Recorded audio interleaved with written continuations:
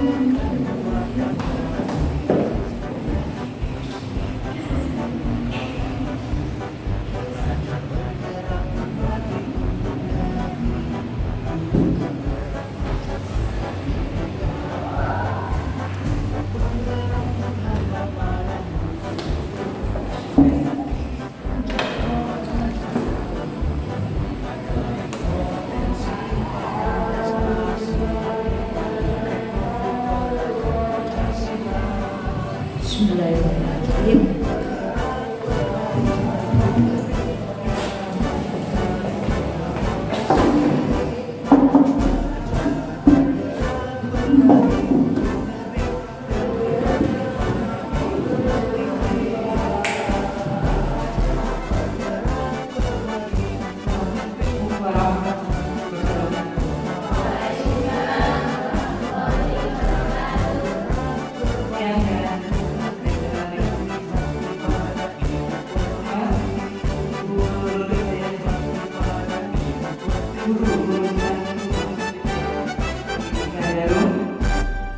Yang terhormat Bapak Supriyadi selaku narasumber pada acara hari ini serta peserta diseminasi budaya positif di UPTS Eka Garung yang terdiri dari Bapak Ibu Guru beserta anak-anak yang berbahagia. Pertama, marilah kita panjatkan puji syukur kehadirat Allah Subhanahu wa Ta'ala yang mana telah memberikan limpahan rahmat, taufik dan hidayahnya kepada kita semua sehingga pada hari ini Rabu tanggal 12 Juni 2024 kita semua bisa berkumpul di ruangan ini dalam keadaan sehat walafiat. Selawat serta salam tak lupa senantiasa kita selalu tujukan kepada Nabi Muhammad SAW yang mana nanti syafaatnya kita nantikan di yaumul akhir.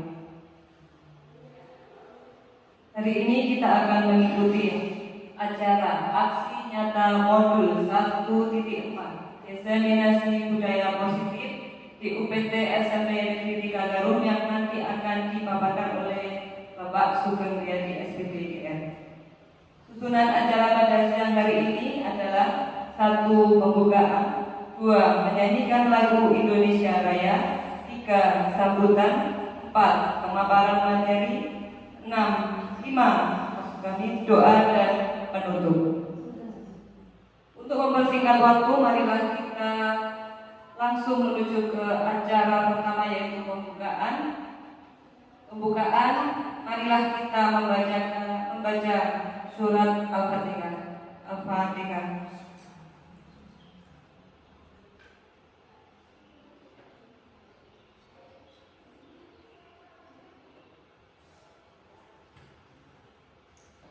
Hingga acara kedua adalah menyanyikan lagu Indonesia Raya. Hadirin dimohon berdiri.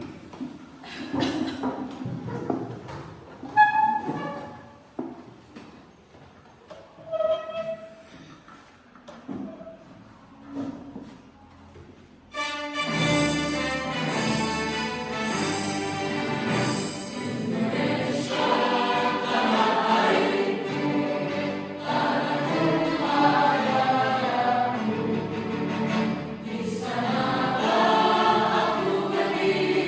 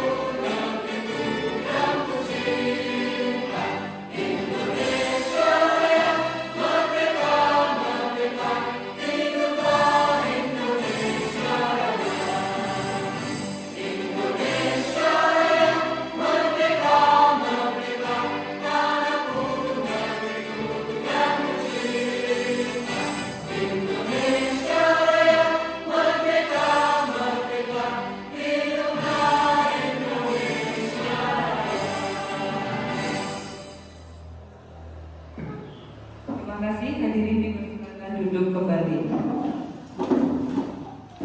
Acara selanjutnya adalah sambutan. Sambutan kali ini akan disampaikan oleh Ibu Nurul Hidayati selaku guru urusan Humas di UPT SMP Negeri 3 Garung. Kepada Ibu Nurul Hidayati, disilakan.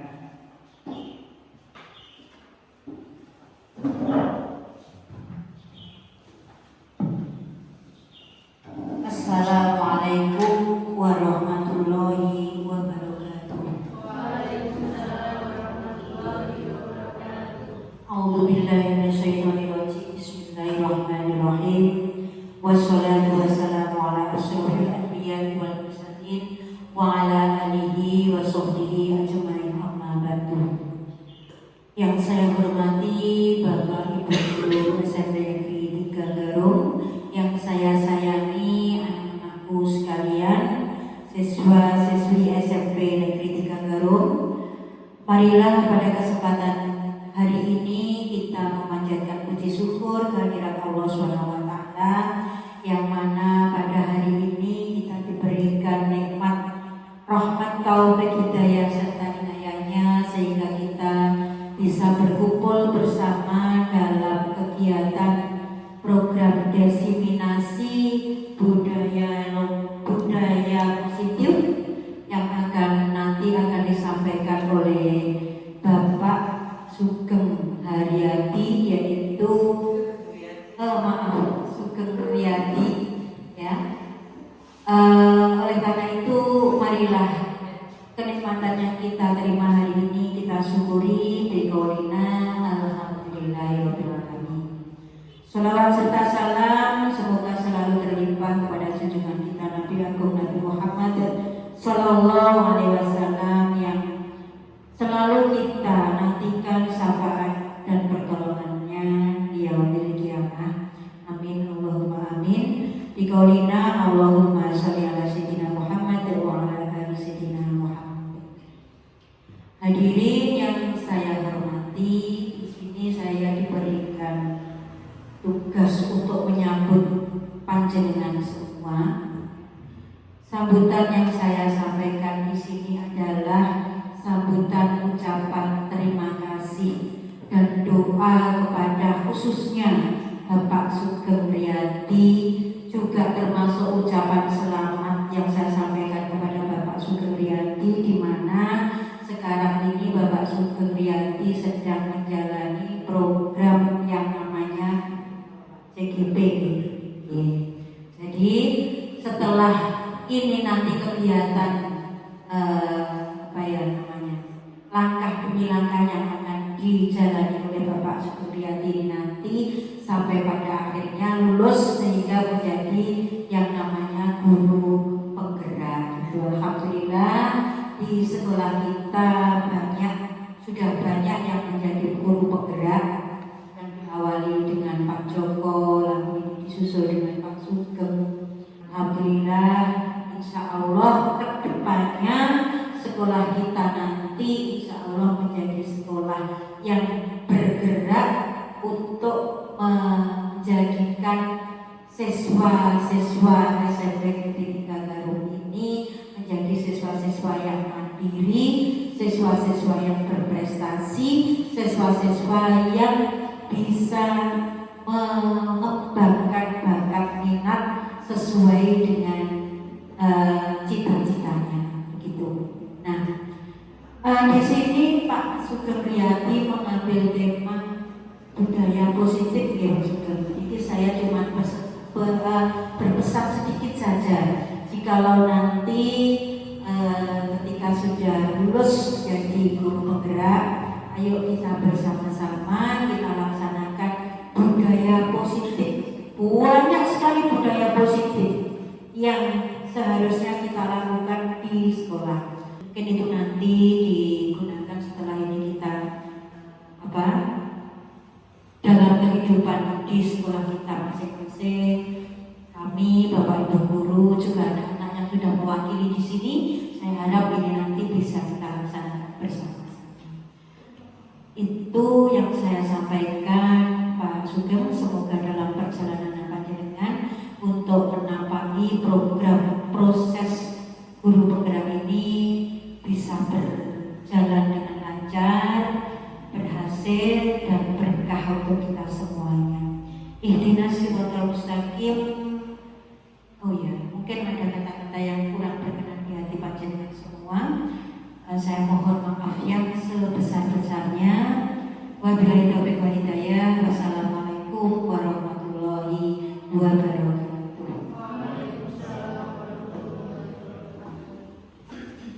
Terima kasih kami sampaikan kepada Ibu Nurul Hidayati. Selanjutnya masuk ke inti kegiatan hari ini, yaitu pemaparan materi tentang diseminasi budaya positif di UPT SMP Negeri 3 Garut yang akan disampaikan oleh Bapak Sugeng Riyadi. Apa itu budaya positif? Bagaimana nanti penerapannya di sekolah akan kita pelajari lebih lanjut dengan mendengarkan pemaparan materi oleh Bapak Sugeng Riyadi. Monggo kepada Bapak Sugeng disilakan. Terima kasih Bu Nima. Assalamualaikum warahmatullahi wabarakatuh. Alhamdulillah rabbil alamin. Wassalatu wassalamu ala asyrofil anbiya'i wal mursalin sayyidina wa maulana Muhammadin wa ba'du. Saya hormati Bapak Ibu Guru UPT SMP Negeri Garut, anak-anakku, siswa-siswi UPT Negeri Garut. Terima kasih pada siang hari ini panjenengan semua berkenan hadir untuk mengikuti diseminasi budaya positif. Ini salah satu rangkaian agenda yang harus saya jalani ketika mengikuti pendidikan guru program. Baik Bapak Ibu, sebelum acara kita mulai, sudah dari pagi tadi Bapak Ibu sudah menjalankan aktivitas, mulai dari mendampingi anak-anak kelas meeting, ada yang mengolah nilai, ada yang mendampingi Bapak Ibu kepala sekolah waktu observasi dari pengawas.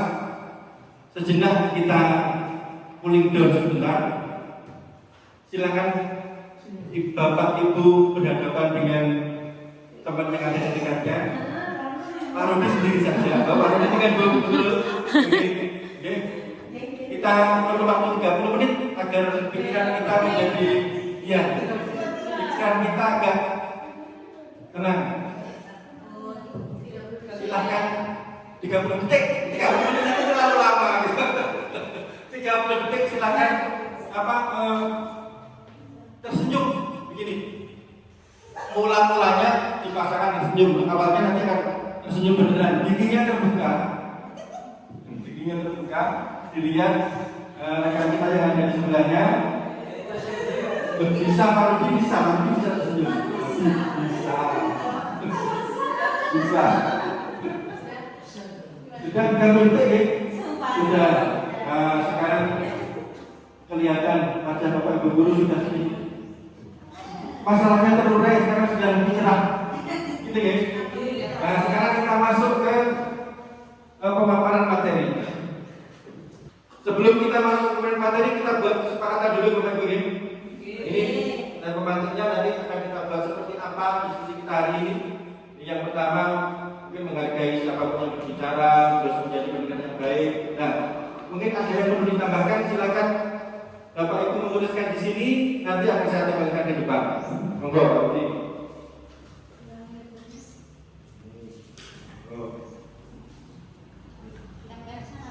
Ditempel di sana.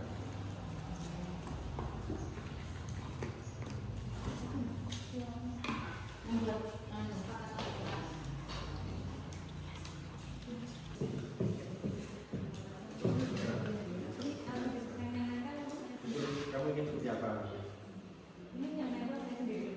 Yang nempel boleh, monggo Bu, jangan nempel ke depan. Boleh, terima kasih. Terima. Ada tuh di depan. Monggo, berarti.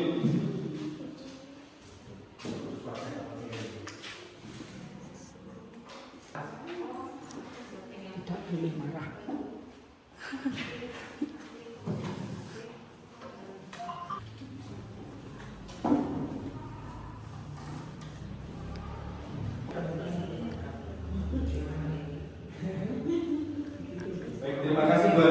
Bapak Ibu kita bacakan ya. Kesepakatan kita hari ini yang pertama menonaktifkan HP. Mengangkat tangan terlebih dahulu sebelum berbicara. Saya berangkat tangan. Keluar atau masuk minta izin, menyampaikan pendapat dengan santun. HP di sana sama ini dengan yang pertama tadi. Tidak boleh marah.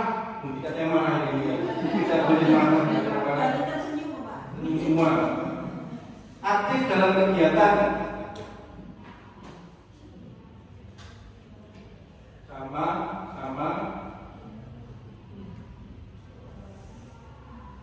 Sebelum harus bersih kalau begitu. Sudah bersih. Baik, terima kasih Bapak Ibu. Itu adalah kesempatan kita diskusi kali ini. Kita lanjutkan Bapak Ibu.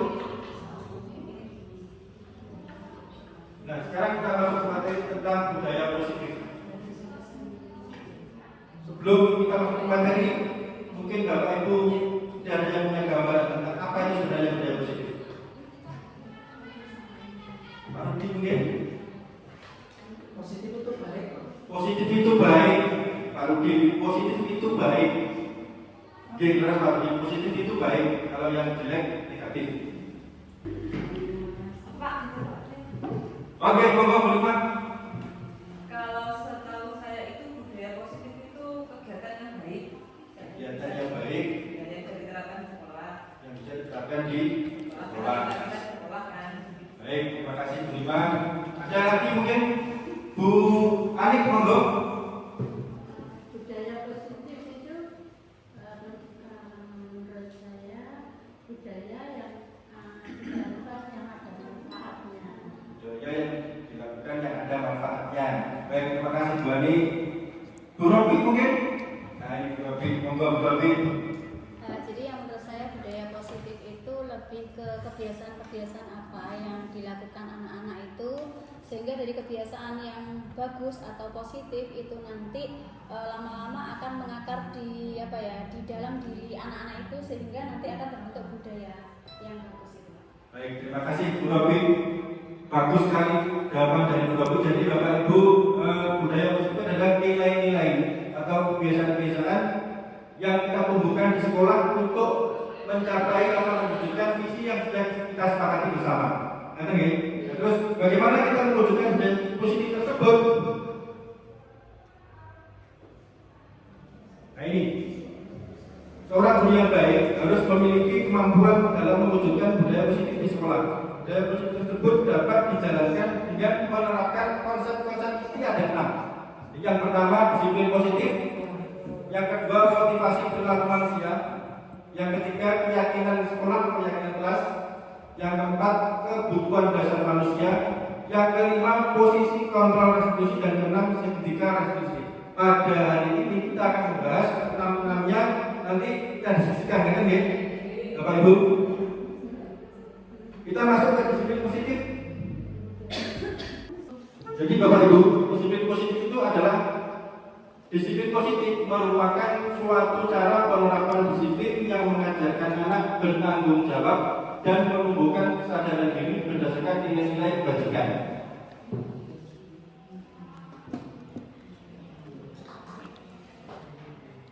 Disiplin positif lebih ke arah disiplin diri yang dapat mengontrol diri dalam melakukan segala tindakan. Disiplin diri dapat membuat murid memahami dan menyadari berdasarkan motivasi internal, bukan akibat paksaan, pujian ataupun hukuman. Jadi seperti ini.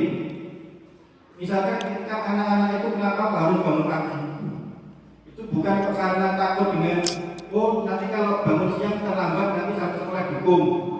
Bukan seperti itu. Kalau seperti itu berarti kan bukan motivasi internal. Itu disiplin bangun pagi karena takut karena nanti ada hukuman. Bukan juga karena nanti saya kalau bangun pagi nanti sama ibu akan dimasakan sarapan yang enak. Juga bukan seperti itu. Jadi disiplin positif itu memang benar-benar keluar dari diri anak. Mereka menyadari, mempunyai kesadaran bahwa dengan bangun pagi, nanti saya suasana hari saya menyenangkan, saya lebih bisa menata hidup saya. Jadi ada kesadaran diri yang muncul dari dalam dirinya sendiri. Bukan karena adanya reward ataupun adanya punishment. Seperti itu ya Bapak Ibu ya.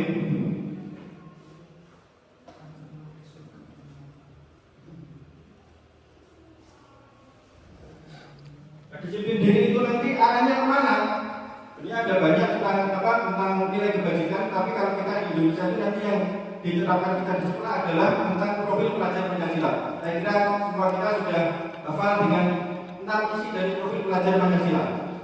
Ini yang pertama, beriman, bertakwa pada Tuhan Yang Maha Esa dan berakhlak mulia. Monggo, bukti dari mana? Di SD, maksudnya SD apa? Dari instansi mana? Oh, dari SMP di Kendal. Oh, sebutkan. Monggo kita.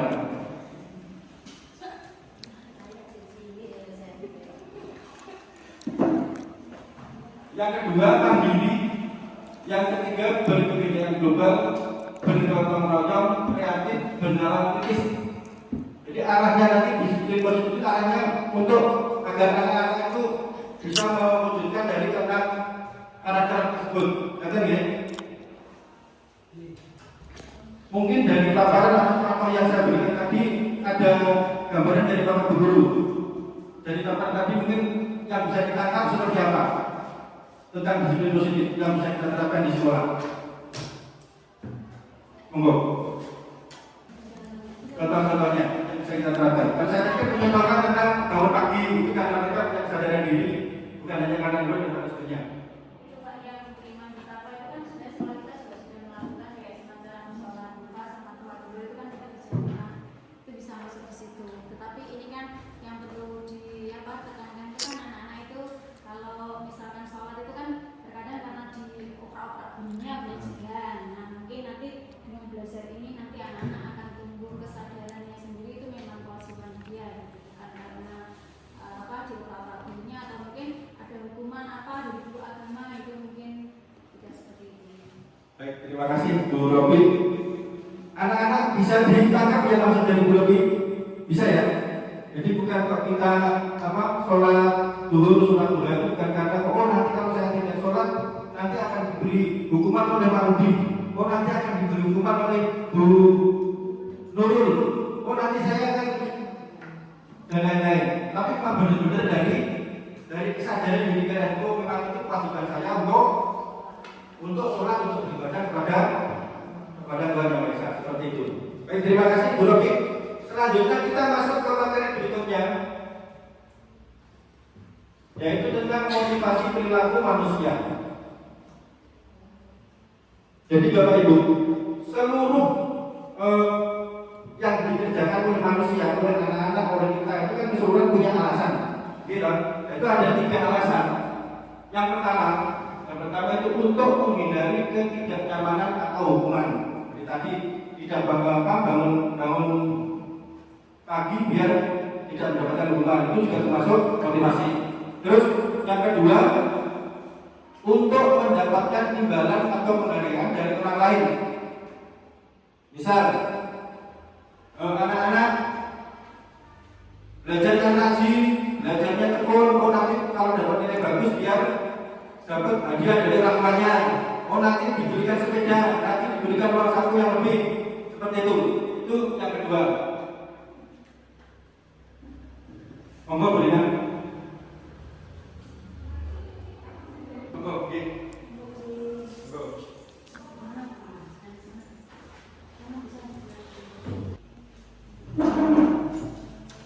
Monggo. Yang ketiga, perilaku itu untuk menjadi orang yang mereka inginkan dan menjadikan diri sendiri dengan nilai yang mereka percaya. Jadi yang ketiga ini memang benar-benar muncul dari diri mereka sendiri, kesadaran yang muncul dari diri sendiri. Yang pertama karena takut akan hukuman, yang ketiga karena akan diberi reward, yang kedua akan diberi reward, yang ketiga karena benar-benar muncul kesadaran dari dalam diri sendiri. Itu adalah motivasi perilaku manusia. Untuk apa Bapak Ibu kok kita harus mengetahui perilaku motivasi dari manusia? Ini tujuannya nanti kita bisa memberikan semacam tindakan apabila mungkin anak-anak melakukan sesuatu yang di luar yang kita inginkan. Seperti itu. Jadi kita bisa memberikan tindakan yang pas agar tidak melenceng, bisa memecahkan solusi yang jadi masalah bagi mereka. Seperti itu. Kita lanjutkan Bapak Ibu.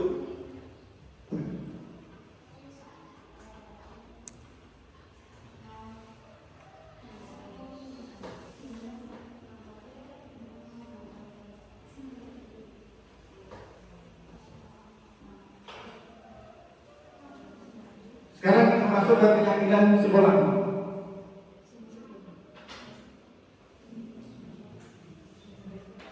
Selama ini kan sudah sering kita dengarkan kesepakatan kelas gitu ya. Kalau menurut Bapak Ibu kesepakatan kelas itu kesepakatan kelas sebenarnya apa sih? Apa bedanya dengan keyakinan kelas? Kok jadi tidak ditulis dengan keyakinan kelas? Mungkin ada yang ingin memberi jawaban. Kalau Bapak Ibu kan sudah sering kan membentuk kesepakatan kelas di sekolah, sudah sering kan? Sudah sering. Apa perbedaannya dengan keyakinan kelas?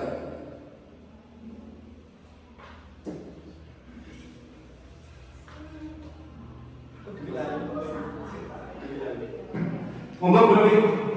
Kalau yang saya tahu sih Pak, kalau keyakinan itu lebih ke hal-hal umum yang perlu kita, yang sudah kita yakini bahwa itu tuh benar. Contoh misalkan menghargai orang. Nah, kalau menghargai orang itu nanti diwujudkan dalam kesepakatan atau poin-poinnya gitu. Jadi kalau dari keyakinan itu global yang lebih besar, seperti misalkan menghargai orang lain. Nah, nanti kesepakatan kita apa? Misalkan pada saat kita terhadap teman tuh kita saling menghargai pendapat, kemudian ada lagi memberi salam gitu. Jadi lebih ke keyakinan itu lebih global daripada kesepakatan. Jadi lebih poin-poinnya itu terperinci gitu loh. Kalau menghormati kan masih global, jadi kan kita menghormati kan banyak sekali. Nah, kesepakatannya seperti apa tentang misalnya menghormati orang lain atau menghormati teman tadi itu seperti itu.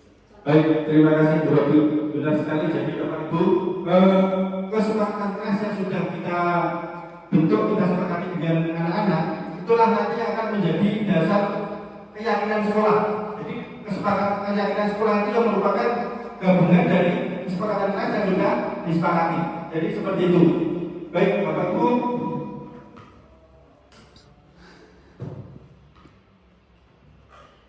ini penjelasannya. Guru berperan dalam mewujudkan terbentuknya keyakinan sekolah atau kelas dengan adanya kesepakatan antara guru dan murid.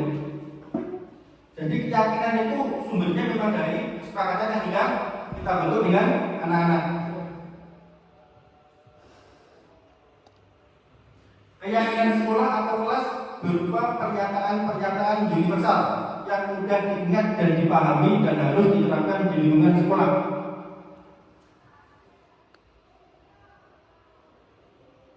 Nah, ini adalah contoh dari keyakinan kelas. Ini keyakinan kelas 8C disusun oleh Bapak Banu Haji. Seperti itu. Ini keyakinan kelasnya, ini contoh yang sudah dibentuk. Terus keyakinan sekolahnya ini di sebelah kanan. Ini contohnya, kita lanjut saja. Baik, terima kasih Bapak Ibu. Sudah 3 materi yang kita bahas. Sekarang kita break dulu, kita kuling dulu, kita speaking. Mungkin ada Bapak Ibu guru yang memandu kita untuk speaking. Bu Robi, monggo Bu Robi.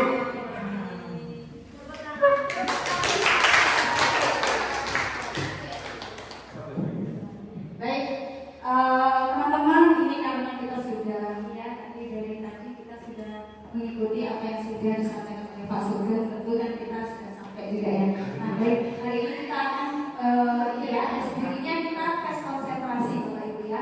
Jadi sistemnya seperti Bapak Ibu, silakan Bapak Ibu nanti berpasangan ya. Jadi 2 orang. Nah, dari 2 orang ini tentukan siapa yang ada di tengah, siapa yang menjadi ganjil. Nah, sepakatan dulu, siapa yang menjadi genap, siapa yang menjadi ganjil. Masuk dulu. Sampainya siapa masuk dulu. Ya, jadi sampai genap, sampai menjadi genap. Siapa yang genap, siapa yang ganjil. Ya, orang biasa sebagai genap, sebagai ganjil. Sudah disepakati? Nah, nanti begini Bapak Ibu ya. Jika nanti saya memberikan 1 angka, nanti Bapak Ibu harus memikirkan itu genap atau ganjil gitu ya. Lalu nanti silakan kalian berposisi seperti orang salaman. Nah, contoh saya sama Pak Sugeng seperti ini. Tapi tidak boleh menyentuh ya, posisi mau salaman. Sudah? Nah, nanti kalau misalkan Ibu menyebutkan 5, berarti genap atau ganjil? Berarti yang merasa ganjil berusaha untuk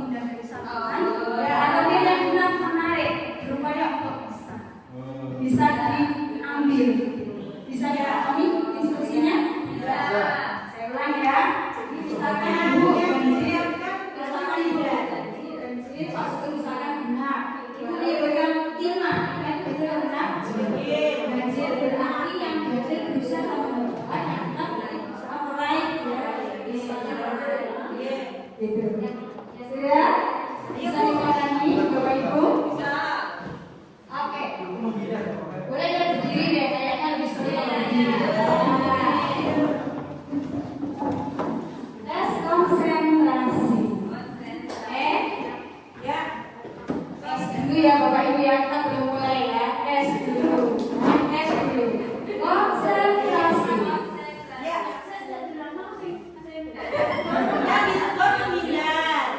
Yang disebut menghindar, yang tidak disebut berarti berupa yang lain namanya biar tenang. Oke, siap-siap kita coba dulu ya. Tes dulu. 5.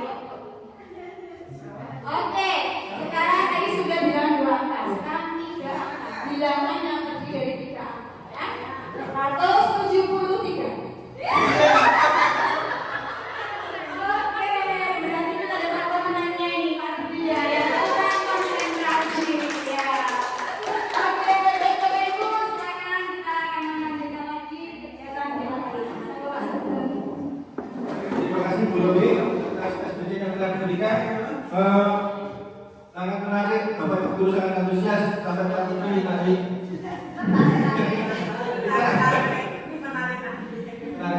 Kita lanjutkan ya Bapak Ibu. Kita lanjutkan. Ini yang keempat adalah kebutuhan dasar manusia.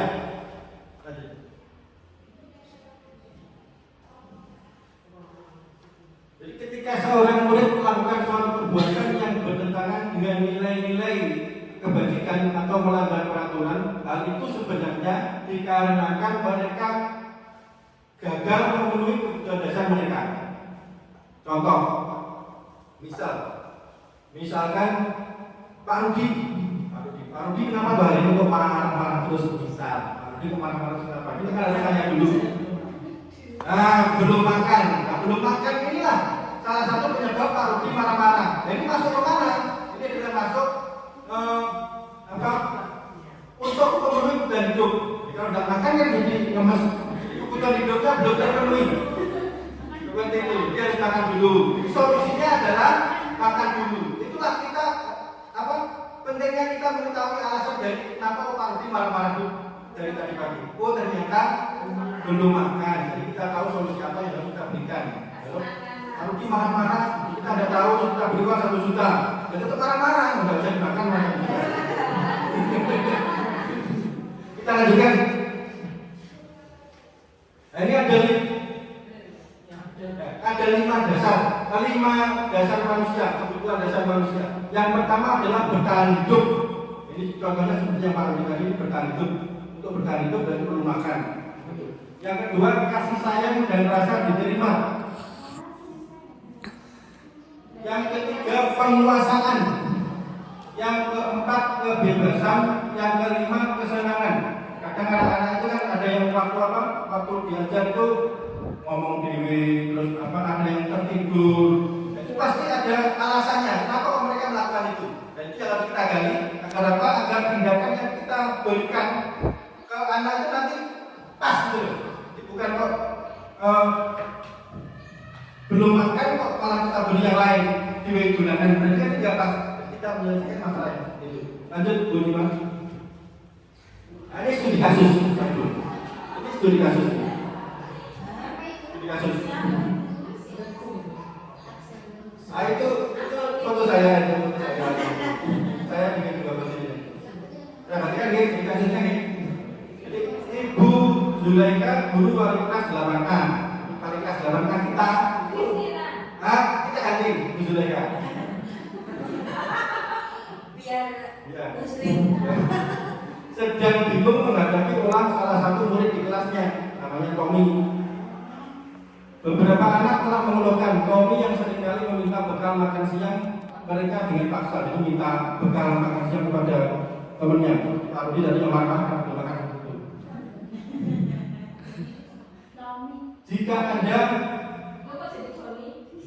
mana? Bukan Tommy.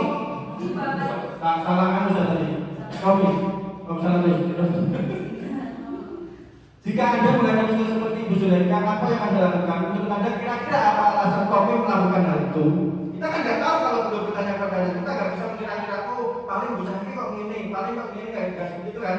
Kita harus menggali terlebih dahulu, menginvestigasi sebenarnya si Tommy itu perlu apa kalau sampai seperti itu. Nah itulah nanti yang akan kita berikan treatment pada anak tersebut agar bisa tidak melakukan hal yang seperti itu. Lanjut. Nah ini alasan-alasan, kemungkinan alasan-alasannya, kemungkinannya. Kenapa Pak Tommy minta-minta? Karena dia lapar. Orang tuanya tidak membawakan bekal makan siang. Maka kebutuhan dasarnya tidak bisa.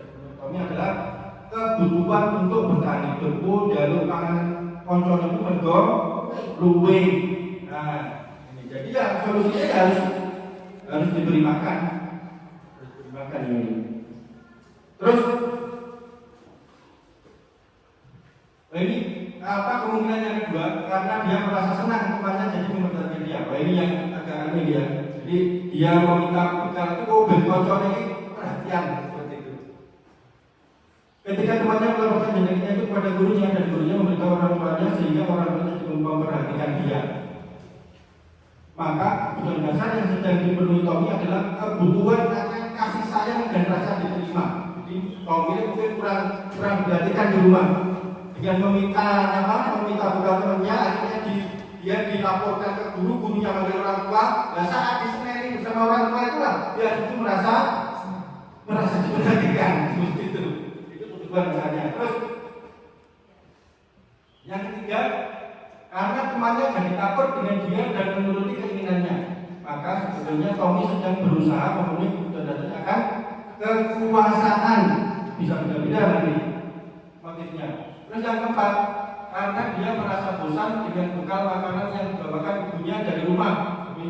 Bekalnya hanya itu saja, mie, endok goreng, saja itu saja. Jadi alasan Tommy melakukan hal itu adalah ingin kebebasan, rebut bekal temannya. Terus yang kelima, karena ia melakukannya karena iseng saja dan dia menikmati ekspresi wajah teman-temannya yang kesal. Karena dia melakukannya dan menurut dia ekspresi teman-temannya itu lucu, maka berarti Tommy sedang berusaha memenuhi kebutuhannya akan kesenangan. Jadi berpikir sentok.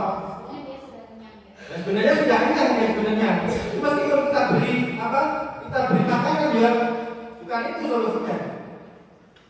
Lanjut. Jadi itu Bapak Ibu, pentingnya kita mengetahui motif dari tindakan anak-anak. Jadi motif anak-anak melakukan kegiatan itu apa sebenarnya. Jadi treatment yang kita berikan akan pas. Kata ya. Yang kelima, ini posisi kontrol restitusi di pada kita yang kelima.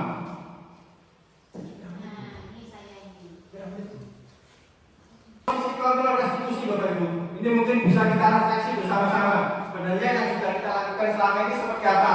Ini ada lima jenis. Yang pertama, guru sebagai penghukum. Yang kedua, guru sebagai pembuat merasa bersalah. Yang ketiga, guru sebagai teman. Yang keempat, guru sebagai pemantau. Yang kelima, guru sebagai manajer. Saya itu sebenarnya sebelum saya kenal materi ini, saya itu lebih ke guru sebagai penghukum dan pembuat rasa bersalah. Bisa jujur ini. Saya itu dulu merasa senang kalau anak-anak itu saya marah itu takut. Kalau dia tidak merasa takut, saya justru jengkel. Di sini ini orang yang tidak. Di sini ini berbeda dulu. Jadi saya merasa kayak dulu saya seperti itu.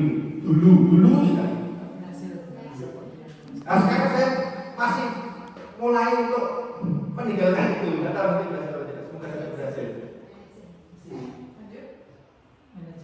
Sebagai pembuat rasa bersalah ini yang mungkin sering kita yakini bahwa menghukum itu biar anak merasa jeda, biar mereka merasa bersalah seperti kan. Dan ternyata saya itu kok justru salah sebenarnya.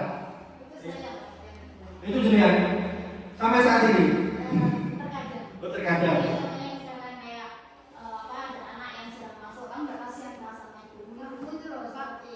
Terima kasih Bu Robi. Jadi memang kita selama ini kita memang yang lebih banyak itu sebagai kita tidak membuat rasa bersalah agar anak-anak merasa bersalah agar timbul melakukan yang kita inginkan seperti itu ya Bu.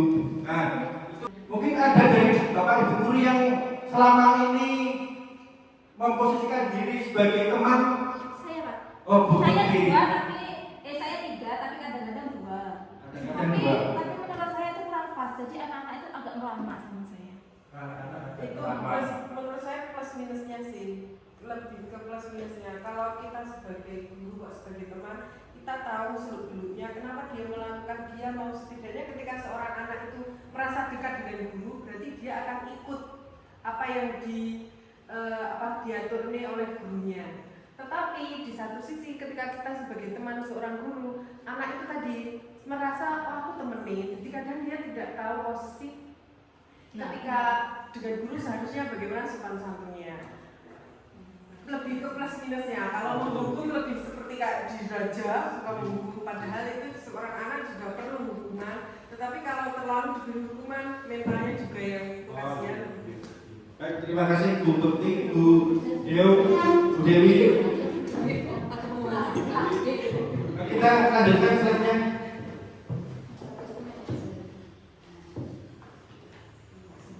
Nah ini adalah ciri-ciri dari lima psikokontrol tersebut. Ini yang pertama sebagai penghukum, pembuat rasa bersalah, sebagai teman, pemantau, manajer. Ini contohnya menghukum itu yang menghardik, menunjuk-tunjuk.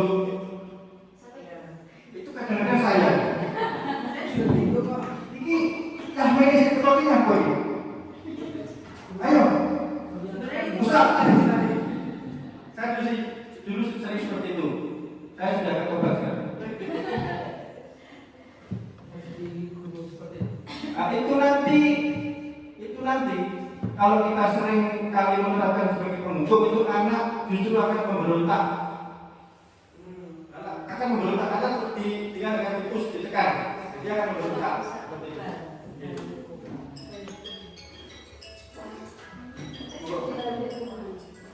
Yang kedua, pembuat rasa bersalah. Seperti yang dikatakan oleh Bu Robi tadi, oh kalau kamu seperti ini apa tidak kasihan dengan orang tuamu sudah bekerja susah payah kok kamu seperti ini. Betul ya Bu? Nah kalau itu juga dari lima psikokontrol itu kurang tepat karena nanti anak kan sering menyembunyikan kenyataan bohong seperti itu. Oke. Terus yang memantau bagi teman tergantungan, memantau manajer. Nah ini sebagai guru posisi yang tepat yang harus dilakukan adalah sebagai manajer. Seperti apa manajer itu? Nanti akan bisa menguatkan pribadi anak tersebut. Jadi dia akan punya motivasi internal sendiri. Bukan kok seperti tadi kalau dihukum itu kan biar takut itu ya Bu. Dia melakukan sesuatu karena takut. Padahal sudah akan memberontak. Tapi kalau dengan posisi manajer itu nanti akan timbul dari diri mereka sendiri. Dari motivasi internal dari mereka sendiri. Nanti lebih banyak itu diskusi atau bagaimana Pak? Itu kan mengajukan pertanyaan-pertanyaan apakah diskusi dalam bentuk diskusi atau bagaimana? Bisa sebenarnya arahnya ke diskusi. Itu misalkan kayak anak buat kesalahan, buat kesalahan itu posisi kita itu gimana ya? Pas sebagai teman kan seperti memaafkan sudah, maafkan. Nah, jadi yang kayaknya paling tepat yang manajer. Yang paling tepat. Jadi yang punya kelasnya bagaimana? Kemudian konsekuensinya apa? Nah itu dari berasalnya dari diri sendiri bukan dari kita. Selama ini kan yang kita lakukan gini ya, misalkan gue kalau misalkan besok udah kerjakan ya, itu harus kemana ya, itu kan dari kita.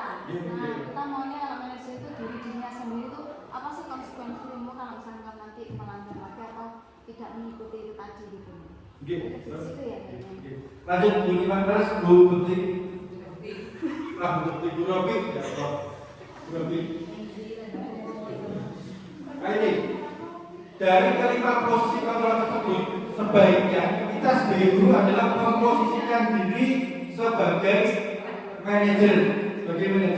Lanjut Bu Iman.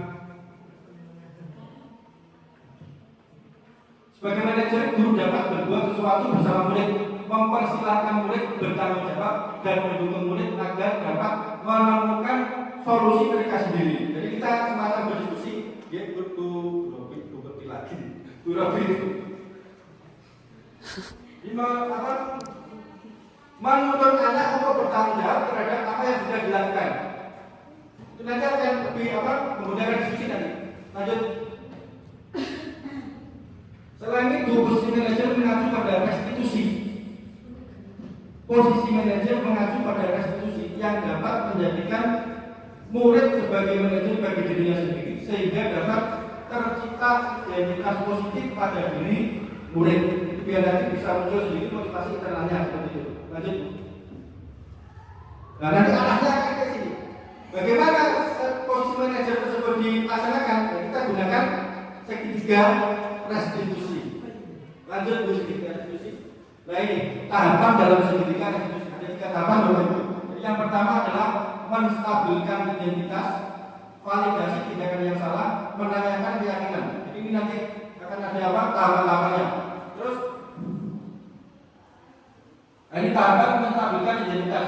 Menstabilkan identitas dilakukan berdasarkan prinsip bahwa membuat kesalahan adalah bagian dari proses pembelajaran yang nantinya akan menggeser identitas gagal ke arah identitas sukses. Bagaimana ini dilaksanakan? Lanjut Bu. Nah, ini adalah pertanyaan-pertanyaan waktu kita berdiskusi tentang untuk mengatasi masalah anak. Ini di fase menstabilkan identitas. Ini kita Ini yang kadang-kadang saya juga waktu mempraktikkan kemarin itu agak kesusahan Bu Robi. Jadi yang ini berbuat salah itu tidak apa-apa. Akhirnya saya itu terpeleset di situ. Saya terpeleset. Jadi kita harus hati-hati waktu mempraktikkan yang ini.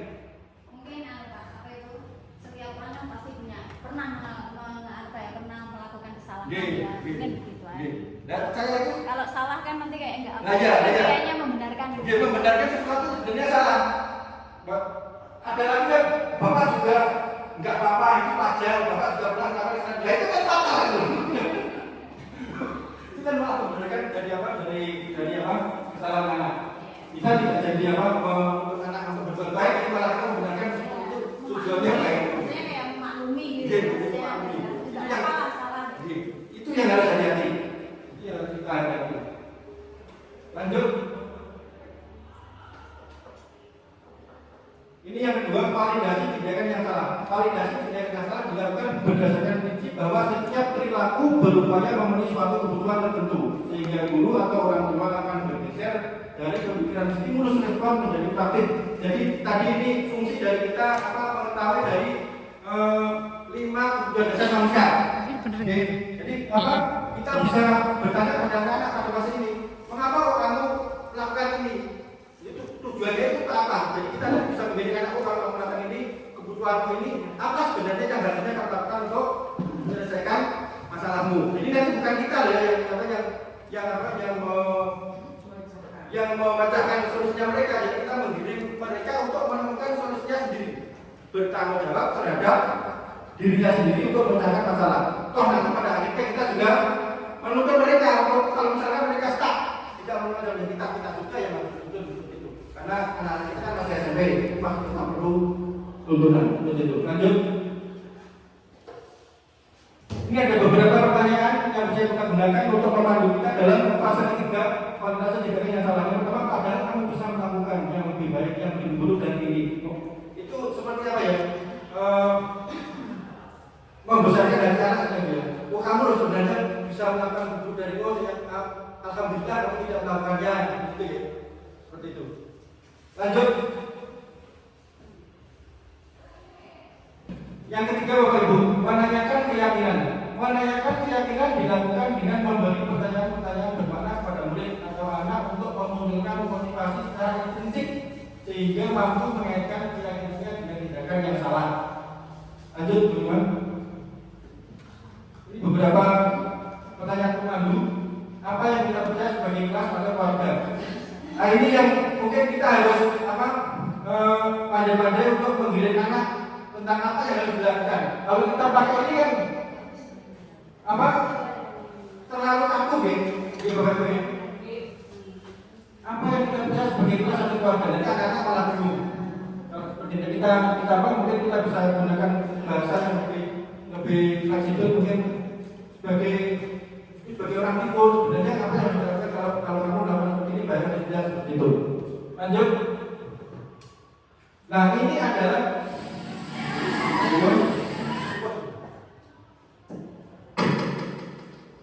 ini usaha saya untuk mempraktekkan segitiga restitusi. Ini menurut saya memang jauh dari sempurna Bapak Ibu. Jadi saya masih berusaha untuk mempraktekkan. Nah, ini saya yang keteteran waktu saya di menstabilkan identitas. Malah akhirnya saya seperti tidak apa-apa kamu melakukan ini. Jadi itu tidak boleh. Kita dengarkan dulu kalau begitu.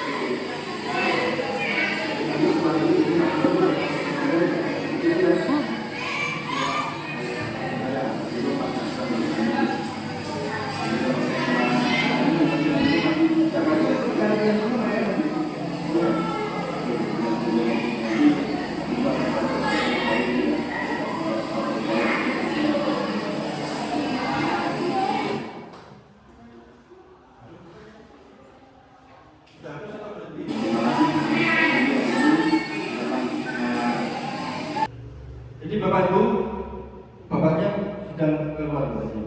Jadi Ibu-ibu, anak-anak, ini adalah segitiga restitusi yang sudah saya praktekkan ke salah satu murid kesayangan kita di kelas 7A. Jadi waktu itu dia itu sedang bercanda dengan temannya, yang bercanda biasa dan biasa. Anak-anak kita itu kan sering mengeluarkan kata-kata yang antik.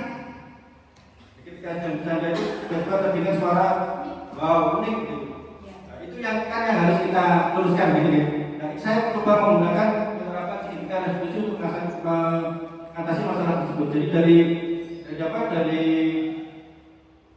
diskusi yang saya lakukan, ternyata mereka itu hanya bercanda, tapi itu kan nggak boleh gitu. Nah, hanya untuk kesenangan. Jadi itu hanya untuk memenuhi kebutuhan dasar tentang kesenangan, bukan kok untuk mengumpat secara marah, itu tidak. Nah, bagaimana cara mengatasinya? Itu dari diskusi yang saya lakukan, dia akan pertama dia akan istighfar. Saya akan istighfar, Pak. Istighfar bagus kan istighfar, tapi istighfar itu sudah dilakukan setelah berkata-kata bagus tadi, berkata-kata unik tadi. Kata dia akan berusaha untuk mengendalikan diri waktu bercanda. Seperti itu. Saya kan harus mendukung apa yang ada di yang jadi inisiatif mereka untuk memecahkan masalah. Jadi dia mau mengendalikan diri. Saya percaya bahwa mereka bisa melakukan itu. Itu yang pertama. Terus yang kedua, itu foto yang 3 anak itu. Ya, foto dua anak dan satu orang. Bukan 3 anak, yang satu saya. Salah itu. Foto itu sebenarnya juga tentang segitiga restitusi. Hanya saja waktu itu saya tidak membuat videonya karena tidak ada perintah untuk membuat itu untuk mendokumentasi dalam video. Jadi sebelum ada perintah video saya sudah melakukan itu. Jadi itu saya lakukan ketika anak-anak datang terlambat waktu upacara. Ini sudah upacara sudah berjalan, anak-anak baru berangkat, baru datang. Terus setelah upacara itu saya ajak mereka ngobrolnya hanya di depan sini. Di bawah pohon rindang, di pohon jambu di situ. Itu saya tidak jengkel Bapak Ibu. Itu di bawahnya sebenarnya ada dudukannya itu. Saya kalau jengkel terus dapat. Itu ada dudukannya itu. Saya tidak jengkel. Duduk itu. Saya duduk di tembok pendek itu. Saya berdiskusi mau mengapa kok kalian terlambat. Terus nanti biar tidak terlambat apa yang harus kalian lakukan seperti itu. Itu sebenarnya sudah masuk ke restitusi ya. Sebenarnya dari kita itu semua sudah pernah melakukan segitiga restitusi. Hanya saja kita tidak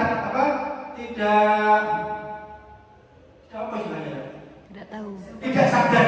Kita tidak sadar sudah melakukan karena istilah itu kan baru istilahnya. Tapi untuk kegiatannya kita sudah melakukan. Apalagi untuk ibu bimbingan dan konseling menurun pasti itu sudah pernah dilakukan. Hanya saja istilahnya bukan itu. Hanya saja sudah dilakukan karena seperti itu. Jadi kalau saya sih memang melakukan tetapi tidak full. Kalau kan 3 ya. Kalau yang keyakinan itu yang kayaknya masih kurang kita lakukan gitu. Kayak kita menanyakan keyakinan kita terus kemudian kayaknya masih belum sampai situ. Sepertinya kok semua kita gitu ya. Gitu ya. Kalau keyakinannya. Hanya menanyakan solusi gitu ya, atau hanya di mana kalau yang sering dilakukan? Solusinya ada, tetapi terkadang kalau saya itu agak sendiri dari saya. Ya. Oke, kalau saya itu dulu sekali itu seringnya sama juga menstabilkan identitas itu tidak pernah saya. Saya kan karena saya tipenya kan tipe tadi penghukum pembatasan bersalah gitu kan. Jadi yang menstabilkan identitas itu tidak apa-apa, itu bahkan tidak muncul pada waktu dulu. Meskipun itu di akhirnya nanti juga akan muncul. Ini piye dan kamu tidak seperti itu lagi bagaimana? Itu tetap akan muncul. Kalau dia tidak muncul baru kita memberikan solusi dari kita. Itu kan Bu.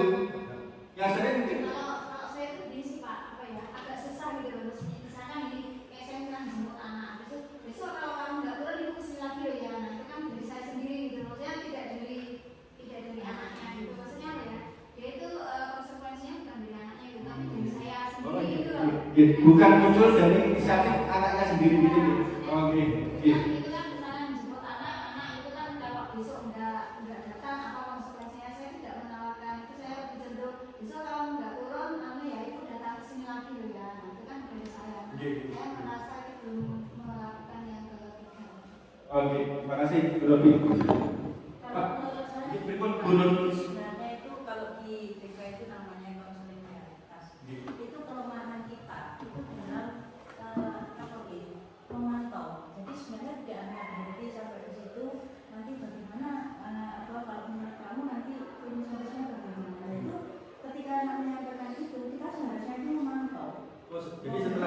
setelah proses investigasi berjalan sudah berakhir, setelah itu masih ada tindak lanjut yang harus kita lakukan.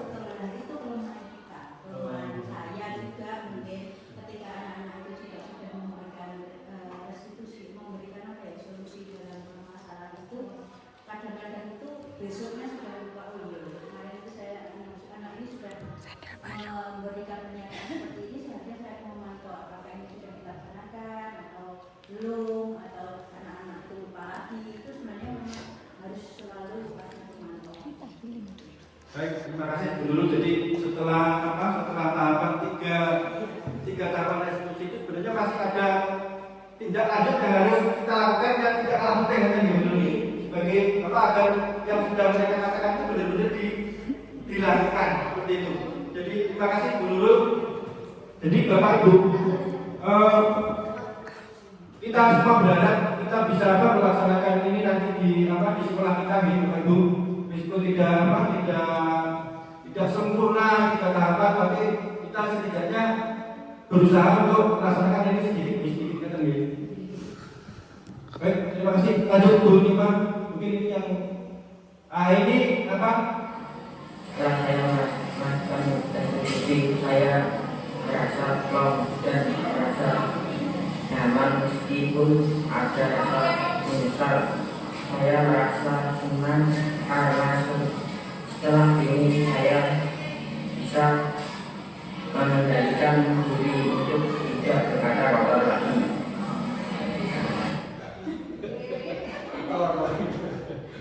Jadi ini adalah testimoni dari anak yang sudah saya restitusi kemarin. Ini menurut dia sudah merasa plong, dia akan bisa mengendalikan diri, akan tidak berbuat berkata-kata yang kotor lagi seperti itu. Kita doakan saja anak-anak kita bisa melaksanakannya. Jadi tadi paparan dari saya Bapak Ibu, semoga saja kita semua bisa mewujudkan visi sekolah kita dengan cara melaksanakan budaya positif di sekolah kita yang kita cintai. Kita Bapak Ibu, baik, terima kasih atas perhatian Bapak Ibu semua. Mungkin sudah saya terakhir di Bu Nima. Nah ini kita sudah terima kasih. Ini kabar terima kasih kepada Bapak Ibu semuanya yang telah bersedia hadir. Semoga kita bisa melaksanakannya. Juga anak-anak juga mendapatkan manfaat dari apa yang kita laksanakan ini. Kita gimana Bu? Baik, terima kasih. Semoga bermanfaat bagi kita semua. Saat ini saya kembalikan ke moderator. Saat ini Assalamualaikum warahmatullahi wabarakatuh.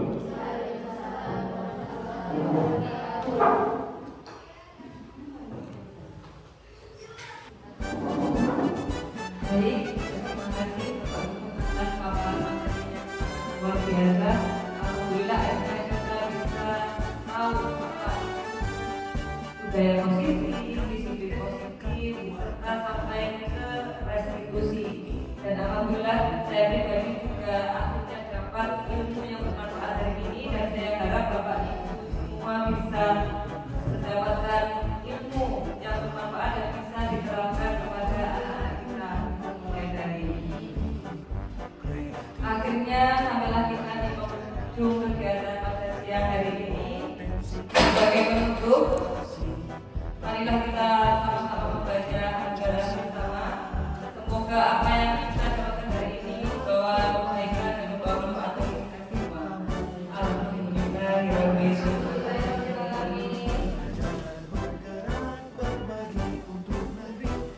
Baik, saya selaku pembawa acara hari ini mohon maaf apabila ada kesalahan yang maupun tidak. Terima kasih atas kehadiran Bapak Ibu guru semua serta anak-anakku yang berbahagia dan masih setia berada di sini.